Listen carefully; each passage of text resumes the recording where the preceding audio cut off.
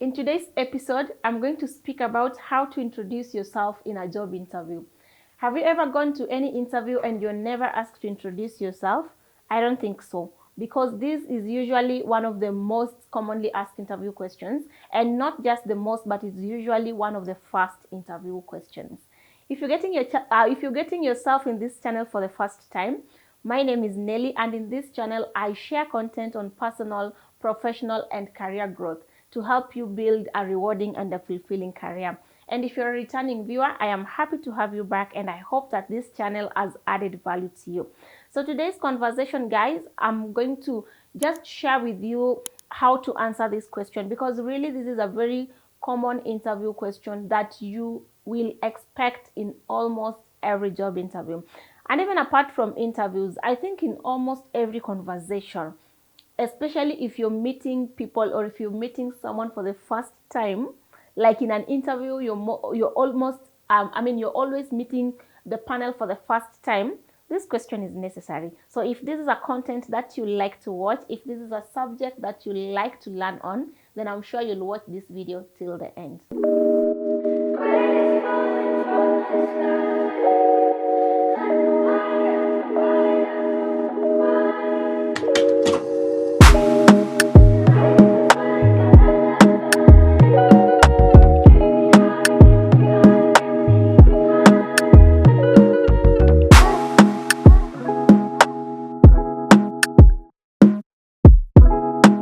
So to start this conversation, I would like to share with you why this question is asked, because I usually believe that when you know the why, then the how becomes easy. So when you know why this question is asked, then the how to answer it really becomes easy.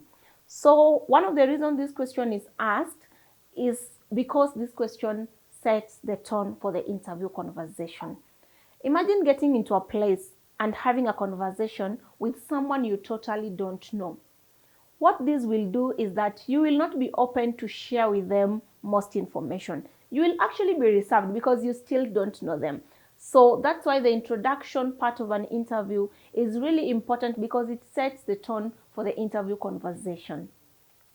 Another reason this question is asked is to get to understand your experience, because it is in this question that you speak about your experience, you speak about your skills, you speak about your past, of course, and how that past experience is aligned to the job that you're interviewing for.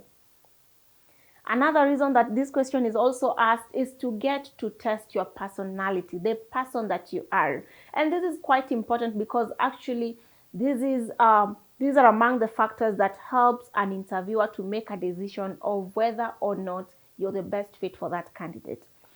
So then this question will help an interviewer to discover things like your confidence level, the type of personality that you have, your ability to communicate, and most importantly, your fit for the job and your fit in the organization. So from this question alone, guys, the interviewer or the panel is able to know whether you will be a good fit for the job or not.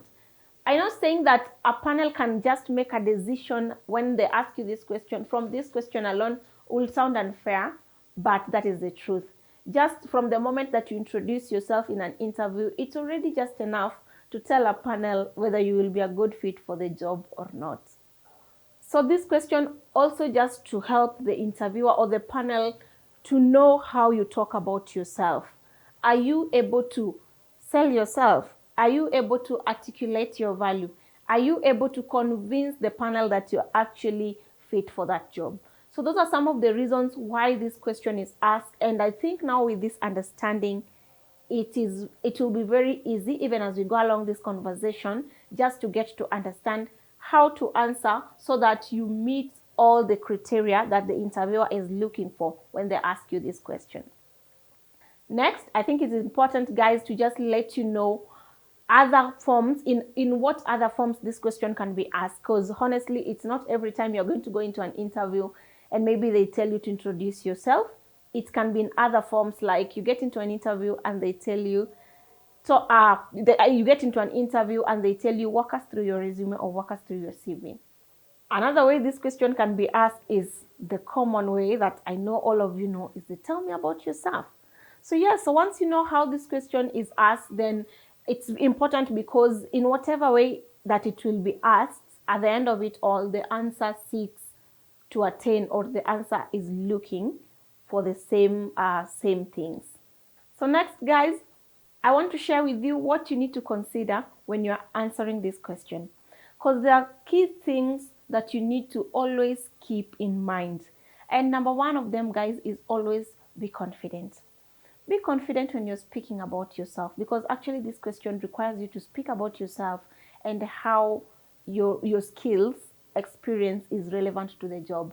So always be very confident. I'm not talking about overconfident. There's a very big difference between being confident and being overconfident. Overconfident now comes out as bragging or boasting. Confident typically just shows someone that you believe in yourself and you believe that you have what it takes to deliver in that job. So be confident when you're answering this question. Another thing you also need to keep in mind is to never memorize the answer to this question. And I really find that to be very common. Of course, I know, because there are a lot of tools, or there are a lot of resources and thanks to technology, there are a lot of resources like the video you're watching now that really helps you to prepare for an interview. But I don't expect you to memorize. Even if you go and get those resources and just get information about how to answer this question, please don't go memorizing.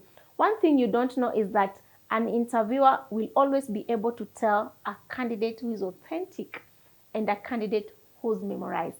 So this is where authenticity comes in. You need to just let it flow. Be natural in your conversation. Have the answer as a natural conversation. As long as you're confidently speaking about your ability, it needs to come out so naturally. So please don't memorize the answers to this question. The next thing you need to consider when answering this question, to always be at ease. Be very at ease, be very comfortable. Another thing you need to consider, keep it professional. This is not the time to begin speaking about your personal life, talking about the number of siblings that you have, your marital status. I find people, or rather candidates, introducing themselves with a lot of personal information, even going as back as the primary school that you attended, the high school that you attended. That's honestly unnecessary information. So when you're answering this question, be very professional, because I know sometimes in the course of answering this question, an interviewer can interrupt or maybe can try to ask a question. Really maintain professionalism, and don't it's not a time for you maybe to begin being unprofessional and countering them and all that. So you really need to keep very professional. And I know you've been told to be very brief and very concise when you're answering this question, which really is true. But I know the question is, then for how long should I speak about myself? Because you see, sometimes you can also speak too much until the panel gets bored. So one thing I need you to take note of here, guys, is that there's really no specific amount of time. I don't want to tell you to speak about yourself for 1 minute. Personally, I will be lying if I say I'll go to an interview and speak about myself for seconds, or maybe even for a minute. But the rule is you really need to be straight to the point. By straight to the point, I mean that you only need to talk about the things that matter. So that's why you really need to avoid making it very long by avoiding personal issue. Because personal information. Things like personal information are clearly some of the things that will make this introduction very long. Then also when you just a bit about how long this introduction should take, it all depends with the level of experience. To be honest, you can't expect somebody who has 15 or 20 years of experience to introduce themselves in the same minute or in the same time frame as somebody who's just starting out their career, somebody who's just graduated. It will not be realistic. But take note of this one. If you're introducing yourself, please read the mood of the panel. I have seen people talk until you get the panel is almost starting to sleep. Be able to read emotions. When you feel you've talked too much until now they are sort of switching off, then it could be a good time to stop. But ensure that you keep it straight to the point. ensure you only mention the things that you know will bring out yourself the way you want the panel to see you, things that are important and are key for your success for that job. So I hope that makes it very clear in terms of what you need to consider when answering this question, so you don't also get yourself to a point where you overshare at the start, because remember I said this question alone is enough to determine whether you're going to get the job or not. So let me just take you through this structure and how you need to walk through as you answer this question. So for instance, when you start with the introduction really needs to be just a very brief. So let's say if I was going for an interview for a human resource manager job, I like using human resource because that is my profession. So when I get into that interview and I'm asked to introduce myself, guys, and before we get there, just one point that I don't want to forget. Remember that introduction begins from the time that you get to that premise. From the person at the gate that you meet to the person at the reception that you meet, you're already introducing yourself. Whether you're speaking or not, you're already communicating. And the whole essence of an introduction, or the whole essence of an introduction is to always make a lasting first impression. So let's get into the structure. So for introduction, I'll just say my name. I'll say something like, my name is Nelly, and thank you for having me for the interview of a human resource manager. Or my name is Nelly, and thank you for having me. That's all. You've already said your name. You've already thanked the interview. So the introduction should have your name and should have the job that you're interviewing for, and also just have you thanking the panel. And in the event that you meet the panel in a place that you can greet them. And why I'm saying in a place that you can greet them is that I wouldn't expect you to get into a boardroom of 6 people and start greeting everyone. To be honest, I find it weird, especially if you get to a boardroom that is big and maybe you're sitting at the farthest end, you want to start to greet everyone and handshaking everyone. It will really look weird. But instead, you can just enter and say maybe good morning or good afternoon. So just a general greeting. So it will entail greeting the panel, saying your name, thanking them, and that's all. So the next bit, which is the body, is where we need to take a bit of time, because that is where a lot of information that is used to make a decision about you in that interview is shared. So as I said, the introduction will take a shape of you speaking about your past, you speaking about your present, you speaking about your future. So what is your past? So in your past in this category will mean that you're speaking about your educational background, certifications that you have, and any major project that you have handled. So maybe I'll say I have a bachelor's in commerce, human resource option, and I'm also a certified human resource professional.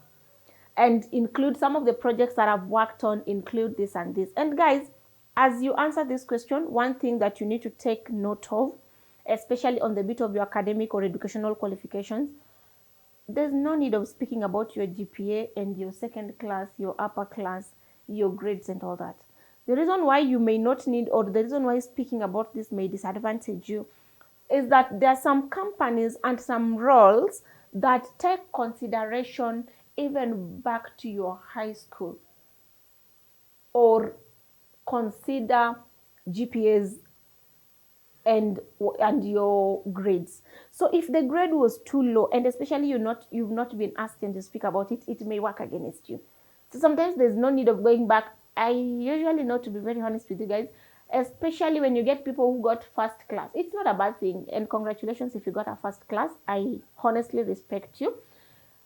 But sometimes, depending on how you say it, sometimes it may come out as pride, or it may come out boastful, because I know the confidence with which you say it honestly, because you're proud about it.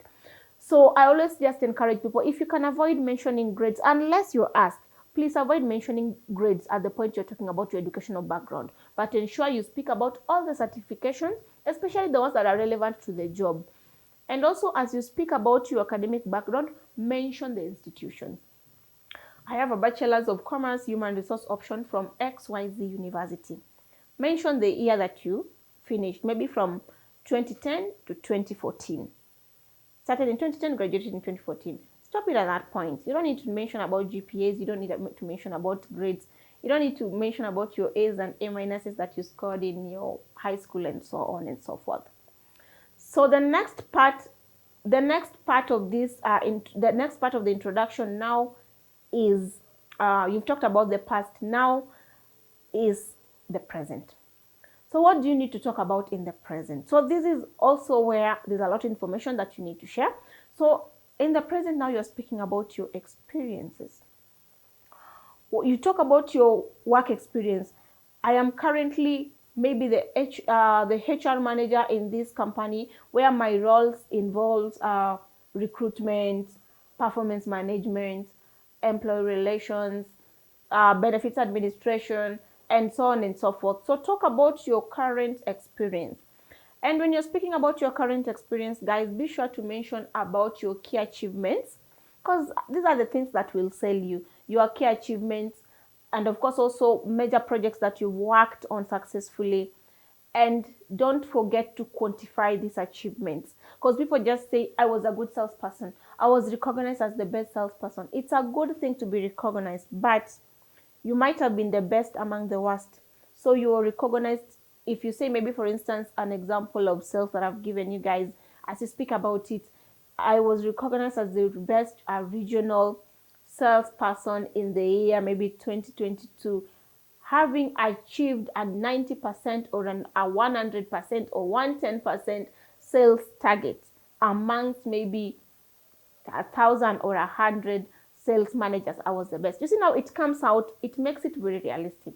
I mean, if you are number one among 1,000 people, that was a good job. And if you'd achieved 150% against 100% target, a very good job. So you need to quantify your achievement. And I know you're asking, what happens to my past experience? Past experience is very key. Please speak about it. But when you're speaking about your past experience, you need to take this, you need to have this in mind. If you're quite experienced, let's say you have above 10 years of experience, above 15 years of experience, you may really need to limit your experience only to what is relevant to the job, guys. Because this is where you get somebody. I know I said there's no specific time that is allocated for introducing yourself, but imagine if somebody got into a room, even if you're the one who was interviewing, and they just want to speak about themselves. You just ask, now tell us about yourself. 10 minutes down the line, we are still speaking. How would you feel? I think it will be too boring. And that's why you find sometimes candidates speak and the panel has already even lost touch, or even you'll see the panel trying to cut them short. So don't get into that level. So prepare really well to just mention the things that are relevant to the job. And even you can decide to just speak about your experience that is 5 or 6 years ago. And I know as the interview goes along, as you go along that conversation, a panel may ask, now could you talk to us about your experience at XYZ, maybe in 2011, maybe in this. So get to a level where you understand what is it. If it is the experience that you had 10 years ago that is relevant, bring it up. If it is the one that you had that is relevant, bring it up. And ensure that you have not lost the skills, or the skills that you used in that job are still relevant. Because you also, sometimes you can realize, or you'll find that some of the skills that were used 15 years ago are not even relevant. So you really need to get that relevance. So that is what you need to speak about when in the body when you're speaking about your present. The last bit is the conclusion. So after you've done your introduction body, and the last one is conclusion.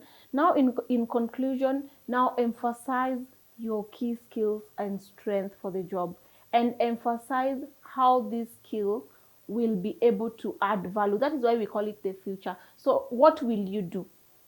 You spoke about what you have done, what you had done, what you have done, and now what will you do? And now what will you do with these skills, with this expertise for the company? So talk about your passion for this job. Emphasize your passion for this job, and emphasize how your skills will be able to add value to this company. So this takes me back to something I don't want to talk about for this video, but just a bit of it about researching about the company. So when you research about the company, you can tell some of the problems that they are facing. And if you have, maybe for instance, You can say, I realize that your company doesn't have a very strong social media presence. I am a strong, or rather I'm a qualified social media manager, and I will be, with these skills, I will be able to enhance, or rather I will be able to establish a strong online presence for your company. So if you research about the company, at least you can pick one or two problems that you think they are facing, and this is the time that to show that the skills that I actually have, will be able to help you solve this current problem that your company is facing. So guys, I hope that gives you a good outline on how you can answer this question.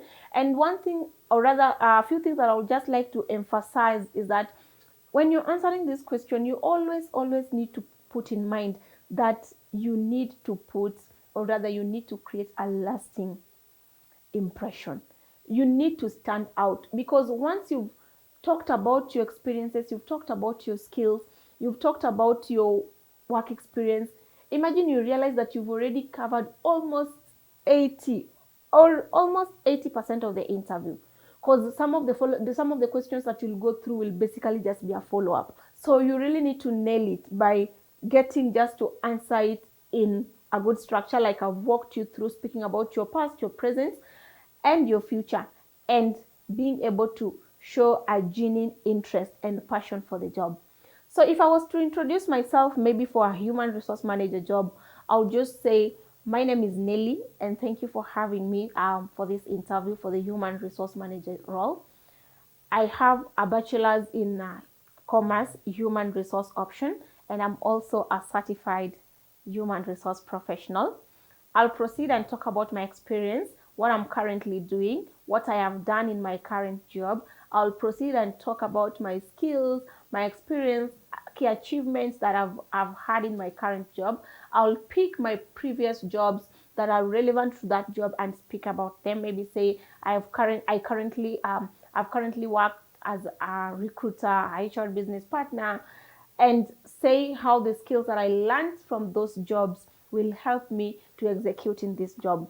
I'll definitely research about the company and pick out one of the people issues or one of the HR problems that is currently facing them. Maybe if I'm going to an organization that I really know is struggling with performance management, staff attrition, I'll just mention something like, from my previous experience, I've been able to help companies retain top talent. And as I come to your company, I know this will be an invaluable skill just to help me, just to have me, or rather just to help your company increase employee retention rate. Then I'll speak about my hobbies. Of course, one thing I like is dealing with people, helping people, and just having people get meaning in life. So yeah, I'll typically follow that a practical outline just to introduce myself in an interview. I hope you too have learned, and next time you're going to an interview, you'll do it differently. So guys, as always, just leave in the comment section what are some of the topics that you want me to talk about, and also who are some of the guests that you'll want to see in our next interviews. Thank you so much for watching. If you've not subscribed to this channel, this is a good opportunity for you just to click that subscribe button, and also to put on the notification bell so you get notified anytime I upload a new video. Thank you for watching, and I'll see you in the next one.